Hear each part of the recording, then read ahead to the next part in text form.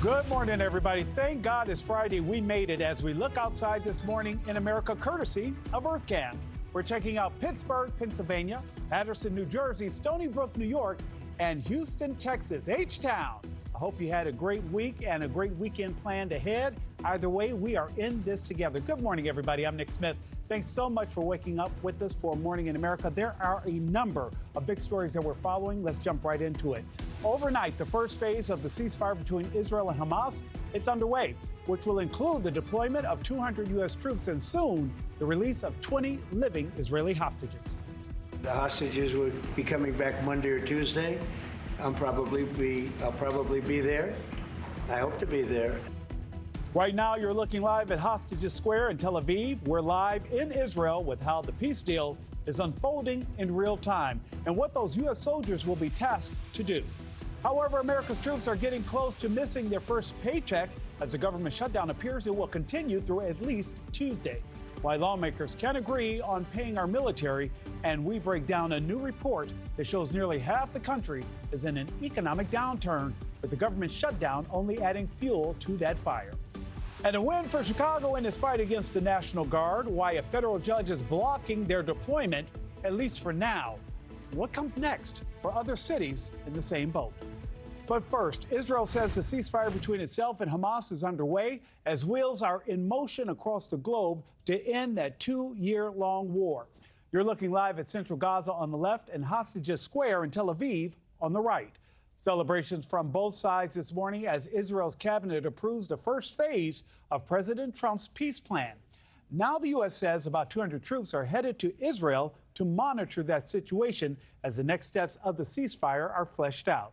NewsNation's Robert Sherman is live for us in Tel Aviv with the very latest. Robert, good morning. There is still a long way to go towards peace, but I have to believe that the mood on the ground is one of joy. Yeah, I mean, at the very least, Nick, optimism from the standpoint that people believe there's now a light at the end of the tunnel, as we just got word from U.S. officials that the clock is officially running. 72 hours. That's our time span to see the release of hostages coming out of Gaza, the release of Palestinian prisoners by the Israelis. That formal phase one has a 72-hour clock now, which we are going to be monitoring here very closely. All of this moving very quickly here with the Israeli government overnight formally green-lighting this deal. The initial IDF withdrawals taking place here early this morning, getting back into position. And now the stage is set for these next few developments that take place throughout the next few days. The president saying you can anticipate either Monday or Tuesday is when he believes that likely we'll be seeing hostages coming out. But it's not just all about this. There is a look towards the future with Prime Minister Benjamin Netanyahu saying this just moments ago. This way we grapple Hamas. We grapple it all around ahead of the next stages of the plan in which Hamas is disarmed and Gaza is demilitarized. If this can be achieved the easy way, very well. If not, it will be achieved the hard way.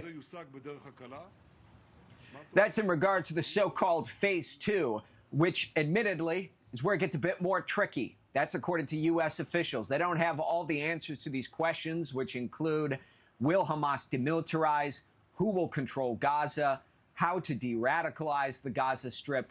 A lot of unanswered questions there. But there will be a slew of U.S. diplomats that will be heading here to Israel this weekend. Some are already on the ground, including Special Envoy Steve Witkoff, the president's son-in-law, Jared Kushner, who played key roles in brokering the deal to this point. The hope is some of these conversations take place in the coming days here. Nick? And Robert, the IDF is expected to begin its partial pullback in Gaza. What will that actually look like? Yeah, when all is said and done here, Nick, this will be done in a few different phases throughout the process of this deal. For now, it's looking as though that the IDF withdrawal will put them at a little over 50% of control inside of the Gaza Strip. What that means for Palestinians, you can see it on your screen right there. This is the coastline, the Mediterranean coast, as Gazans are making their way north, back to their homes, back to their communities to try and start life anew. We were just in Gaza here this week, in which we met many of those Palestinians who, in the south, are not from that part of the enclave. They're from the north and have been displaced again and again by the war, now trying to head back home and rebuild their lives there. This is the initial phases of all of this here, Nick, but I emphasize everything is very fragile. and there's a long way to go in this 72-hour span. Nick? Robert Sherman with the very latest from Tel Aviv. Robert, thank you so much. A federal judge has partially blocked National Guard troops from deploying in the state of Illinois. The judge found that President Trump did not meet the requirements of a code he used to deploy and federalize the Guard in Chicago. The order will not impact operations at the ICE processing center outside of the city. NewsNation's Mills Hayes has been following this from the beginning and joins us this morning from that facility in Broadview, Illinois. Mills, good morning. Despite the ruling, this fight seems far from over. It's definitely far from over. And good morning to you, Nick. The Trump administration has actually already appealed this decision, but U.S. District Court Judge April Perry has issued a partial temporary restraining order against the troop deployment here. It's supposed to last about 2 weeks. And so this stops the federalization or deployment of any National Guard troops from any state within the state of Illinois, at least until October 23rd. Perry said there's no credible evidence of a rebellion here and that bringing in troops could only add fuel to the fire. She points to 4 instances that cast doubt on DHS's accounts of what's happening in Broadview, where there have been protests outside the ICE facility here. Police say, unlike weeks past, they've remained small and mostly peaceful, but 500 National Guard troops have already been deployed for 60 days on a mission to protect federal officers and property like the Broadview ICE facility where we're at. Those troops stationed at a nearby Army Reserve base, and it's unclear what this order means for them.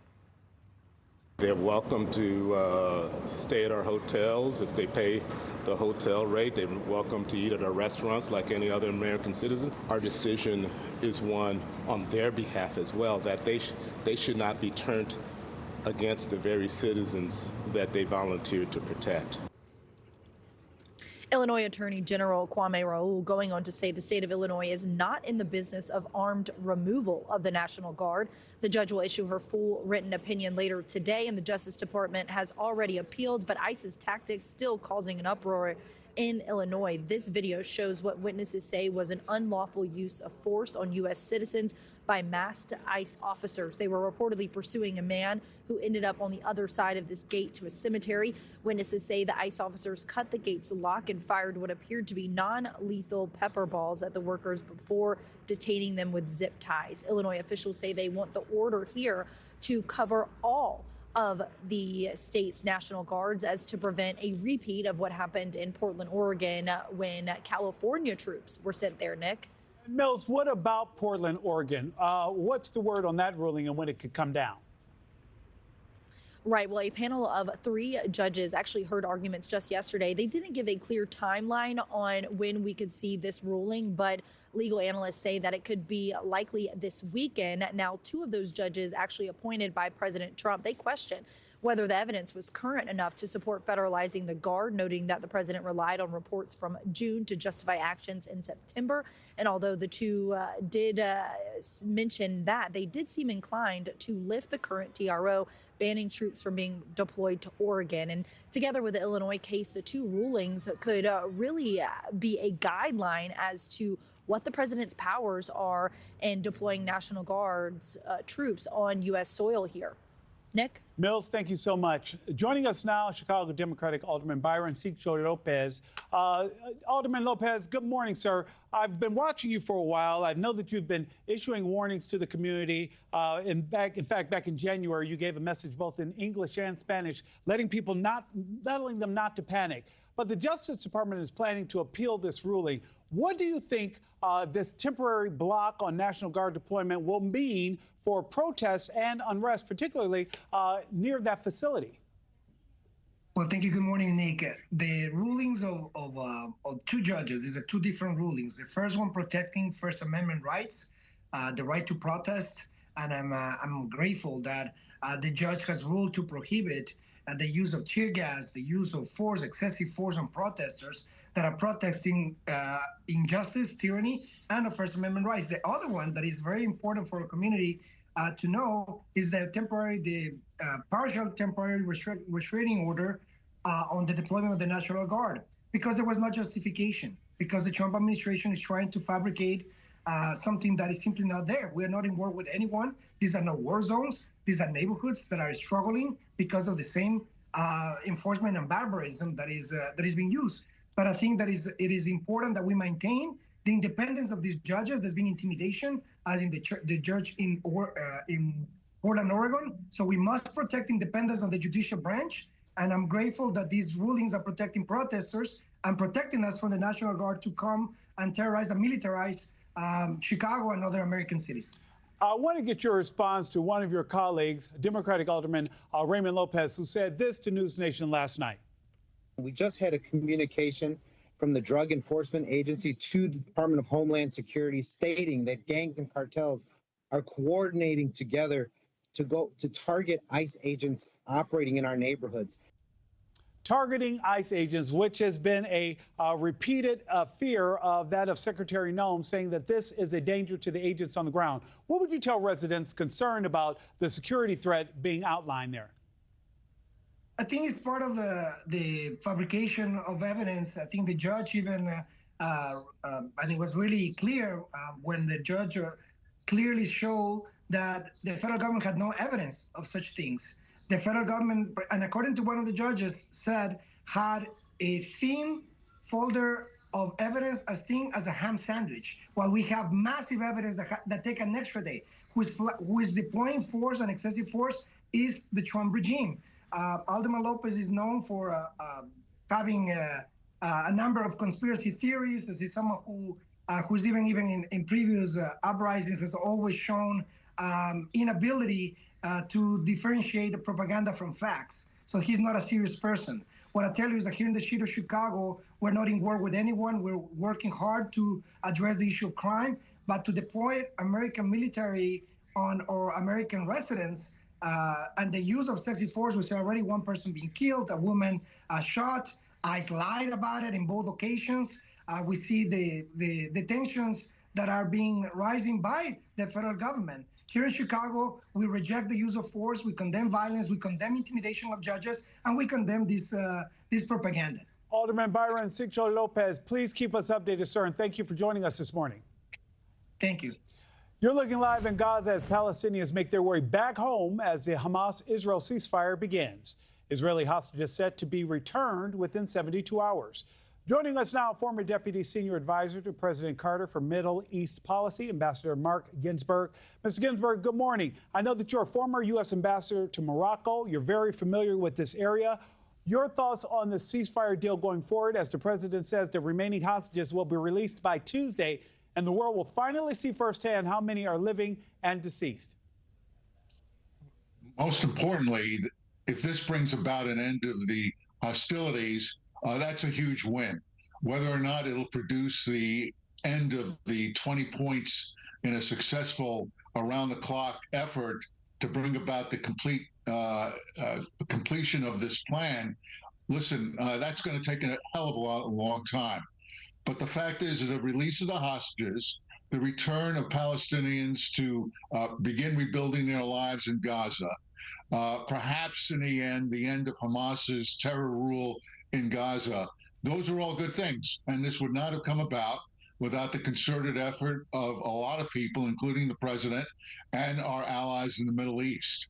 Ambassador Ginsburg, how concerned are you or are you not? Is this normal protocol that 200 U.S. troops will be headed to Israel to monitor that ceasefire, but they're not expected to be on the ground, despite some reports saying that they will be actively engaged? How much of a role is the U.S. likely to have in supporting this deal? Well, the president has bought all in on this. After all, he has his name all over. He's invested his political capital and diplomatic capital vis-a-vis Israel, as well as with Arab states. The fact is he's already said that the United States long ago would be part of an effort to bring about the end of hostilities and to produce some sort of peace agreement here, Nick. Ambassador, how much of a role did Israel's attack in Qatar play in moving this peace talk agreement along? We've watched successive presidents over the last decades be rope-a-dope by Benjamin Netanyahu. The fact is that President Trump has earned enough street credit in Israel to become one of the most popular presidents in Israel. And most importantly, he's outplayed Benjamin Netanyahu's efforts to always wiggle out of any pressure that any United States president would play on him. That attack on Qatar by the Israeli government was probably the last straw for the president, who had already got angry over Benjamin Netanyahu's unilateral resumption of hostilities in Gaza.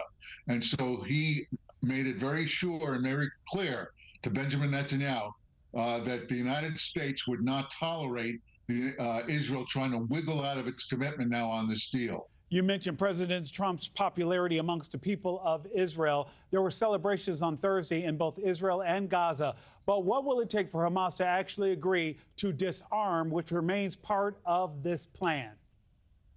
You've asked, Nick, the most important question. Terrorist organizations do not disarm willingly. The idea that somehow or other the remnants of Hamas will somehow magically disappear from Gaza is going to be, in effect, probably the biggest impediment to having the second phase of this deal be reached. That second phase requires that there be not only disarmament, but the complete elimination of Hamas's having any vestiges of ruling over Gaza. That's going to take a miracle. Ambassador Mark Ginsburg, thank you so much for joining us. Thanks for having me. Another high-profile critic of President Trump now finds herself on the wrong side of a legal case. The indictment just filed against New York Attorney General Letitia James and how she's responding to the charges leveled against her. And right now you're looking live at Capitol Hill. Still no deal to reopen the federal government. Why we don't expect any breakthroughs today and what it all means for people wondering if their bank accounts are about to take a hit.